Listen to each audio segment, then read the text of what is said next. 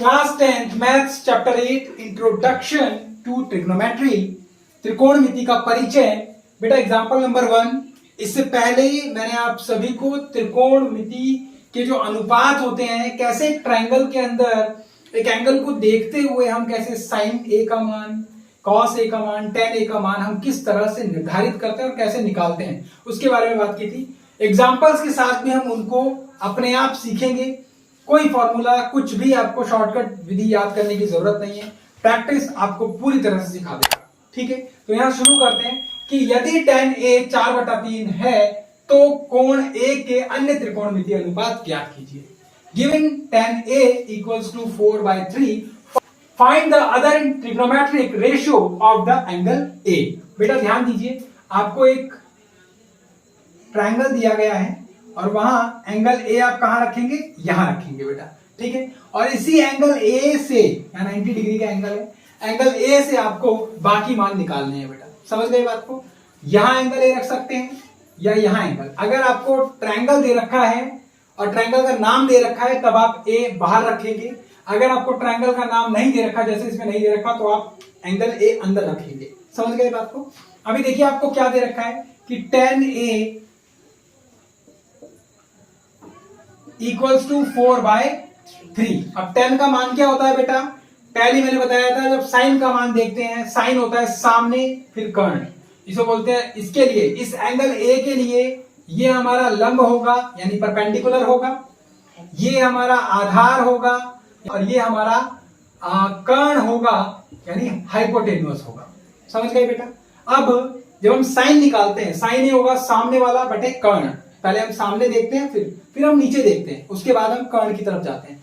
तो कॉस होगा हमारा आधार बटे कर्ण। और जब हम बात करते हैं tan की, तो ये होता है बेटा लंब बटे आधार यानी कि परपेंडिकुलर बाय बेस। तो यहां मैं लिख सकता हूं इसको कि ये लंब बटे आधार है, जो हमारा किसके बराबर है बेटा? P/B के बराबर है। तो यानी कि हमारे पास में ये 4P हो गया और B 3 हो गया। सिंपल, समझ गए? अब आप क्या करेंगे, इसी से कर्ण निकाल लेंगे। अब आपको एक और चीज बहुत अच्छे से आनी चाहिए, जिसे हम बोलते हैं पाइथागोरस थ्योरम। तो आप देखिए बेटा, पाइथागोरस प्रमेय से, बाय पाइथागोरस थ्योरम, हम यहां पर देखते हैं पाइथागोरस क्या होता है बेटा कि कर्ण का स्क्वायर करने पर हमें लंब का स्क्वायर जमा आधार का स्क्वायर प्राप्त होता है, यानी h² equals to p² plus b²। ठीक है बेटा, h² हमें निकालना है और p² का मान कितना है बेटा? 4 का स्क्वायर हो जाएगा और ये 3 का स्क्वायर हो जाएगा। h² इक्वल्स टू 4 चौक 16। इसको मैं और अच्छे से करता हूं। देखिए बेटा, 4 का स्क्वायर लग रहा है तो यानी 4 इंटू 4 प्लस 3 का स्क्वायर है यानी 3 इंटू 3। तो अब आप यहां पर इसको h² लिखेंगे, 4 चौक हो गया 16 और जमा में 3 दिया हो गया 9। h बराबर, ये दोनों अंडर रूट में आ जाएगा, 16 और 9 होते हैं बेटा 25, और 25 के जब आप टुकड़े करेंगे तो ये 5 इंटू 5 हो जाएगा और h बराबर आपके पास में 5 आ जाएगा। तो आपके पास में h 5 आ गया। अब आपको तीनों भुजाओं के मान ज्ञात हैं, तीनों भुजाओं के मान आपको पता है। अब आप इसके बाकी के त्रिकोणमितीय अनुपात बहुत आसानी से निकाल सकते हैं। सबसे पहले अब एक एक करके त्रिकोणमितीय अनुपातों को समझेंगे और याद करेंगे।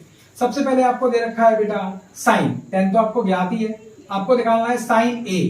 बेटा पहला साइन s बोले तो सामने, तो हम सबसे पहले सामने देखेंगे तो ये हो गया 4, उसके बाद में कर्ण। ठीक है, या इनको भी हम लिखते चलते हैं, ये हो जाएगा बेटा P/H लंब बटे कर्ण, जो किसका मान है बेटा? 4/5। फिर हम cos a करेंगे तो cos c मतलब आधार हमें नीचे देखना है यानी कि B/H, और ये हमारा हो जाएगा 3/5। tan हमारा ऑलरेडी निकला हुआ है, वो हम यहां नहीं लिखेंगे। उसके बाद हम चलते हैं, चलिए मैं tan भी आपके लिए लिख देता हूं कि tan a इक्वल्स टू हमें दे रखा है जो हमारा P/B के बराबर होता है, ताकि हमारे लिए आगे के जो त्रिकोणमितीय अनुपात है उनको निकालने में आसानी हो। ठीक है, तो अभी हमारे पास में कितना दे रखा है बेटा? 4/3। अब हम बाकी के जो 3 निकालने हैं वो देखिए किस तरह से निकालेंगे। s का उल्टा होता है c मतलब cosec, और cosec a निकालने के लिए जस्ट इसका उल्टा करना है h/p यानी कि 5/4। उसके बाद में c का उल्टा s बोले तो sec a, इसका उल्टा h/b यानी 5/3। और फिर आगे आपका tan का उल्टा cot होता है, तो cot A इक्वल्स टू आपके पास में B बाई P हो जाएगा, जो P बाई B था, और इसका उल्टा आप यहां कर दीजिए 3/4। बस यही त्रिकोणमितीय अनुपात आपको निकालने थे। तो इस तरह से आपके ये एग्जाम्पल नंबर 1 आपका कंप्लीट होता है। नोट कीजिए। Thank you so much. जय हिंद।